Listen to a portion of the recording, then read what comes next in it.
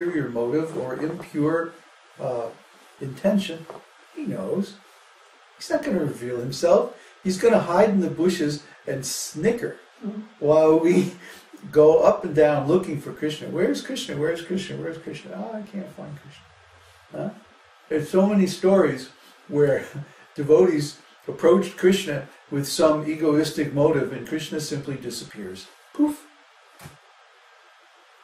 Krishna has no obligation to be visible to us unless he likes what we're doing. Just try to understand. I mean, try to put yourself in Krishna's feet. Shoes? Sometimes very shoes. I wish I could put myself in Krishna's feet. That would be nice. But anyway, Krishna has no obligation to reveal himself to anybody. That's why we're in this material world. If you are in this material world, if you can see this video, you are in the material world. That means you are a rascal. Okay? All of us here in the material world are rascals. That's why we're here. All of us in this material world have committed every possible sinful activity that can be performed. That's why we're here. Huh? So, try to understand, we're all the lowest of the low. And if we want to get out of this place, then we have to purify ourselves. Without intensive purification, there is no way to get out of this. We're going to have to take another body and another body and another body. So, we have to come to that point where Krishna is so attracted, then he goes, oh, I got to see what this devotee is up to. This is far out. Oh, I want to taste this devotee's service. I'm going to go there and see. So Prabhupada used to always say, don't try to see Krishna, but try to do something that will make Krishna want to see you. That's pure devotional service. So we have to understand how to perform pure devotional service. And the only way to do that is to follow in the footsteps of the great devotees who already know how to perform pure devotional service. That's why the pastimes of Krishna with his pure devotees are narrated in Śrīmad-Bhāgavatam, so that we can learn the art, so that we can follow in their footsteps. Not to imitate them, but to follow them, to serve them, to support their activities and the same similar types of activities performed by those who are already pure devotees. That's why we have a parampara, a disciplic succession. That's why Krishna says in Bhagavad-gītā that one should approach a self-realized soul, serve them and make inquiries from them. That he who has seen the truth can show you the truth. What time is it? 1:20. Okay, so I've already talked enough. Now everyone can submit their questions.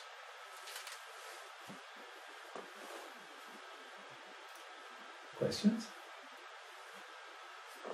Every jiva has a particular relationship with the Lord that's unique that's basically unique, isn't it?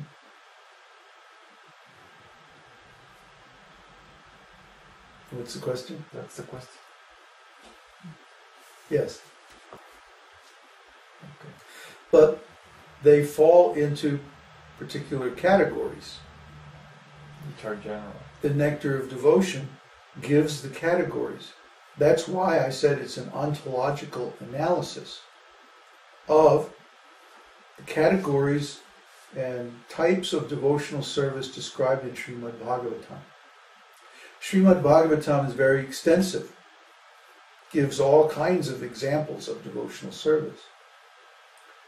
So, instead of particular examples, the nectar of devotion analyzes those examples into categories.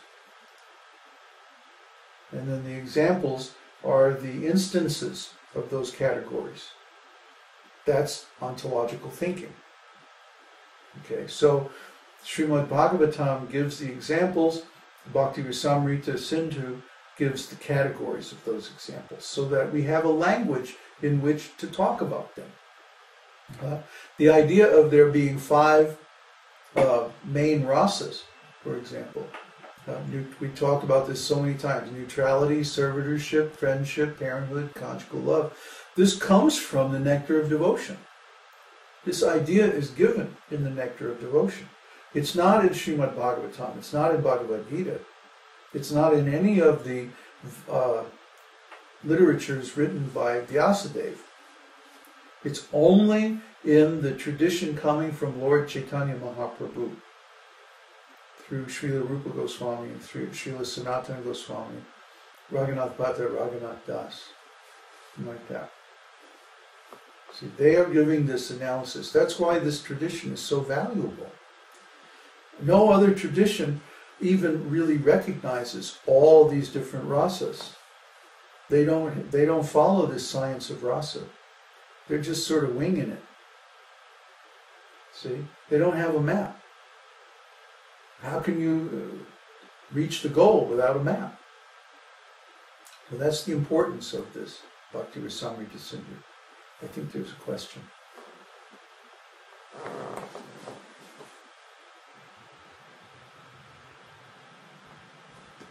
Varun says,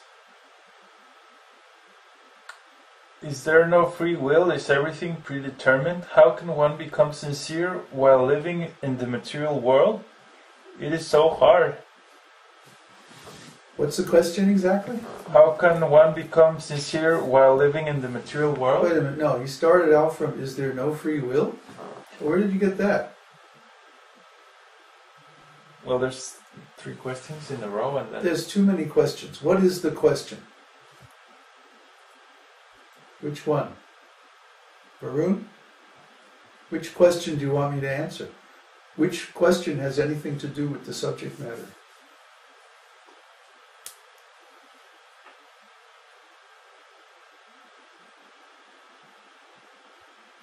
Hello? We're waiting for a response from Varun. the last one.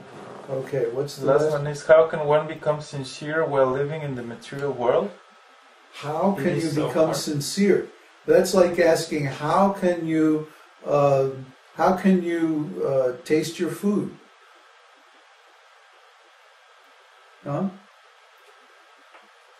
Nava used to ask these kind of questions all the time until I beat up on him enough that he finally got the idea and stopped. How to become sincere? How do you become sincere? I mean, how do you drink a glass of milk? How do you breathe?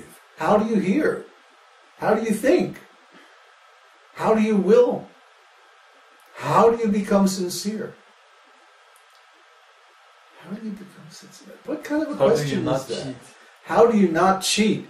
That's a good, turn it the other way, right? How do you not cheat Krishna? Well, you don't desire to.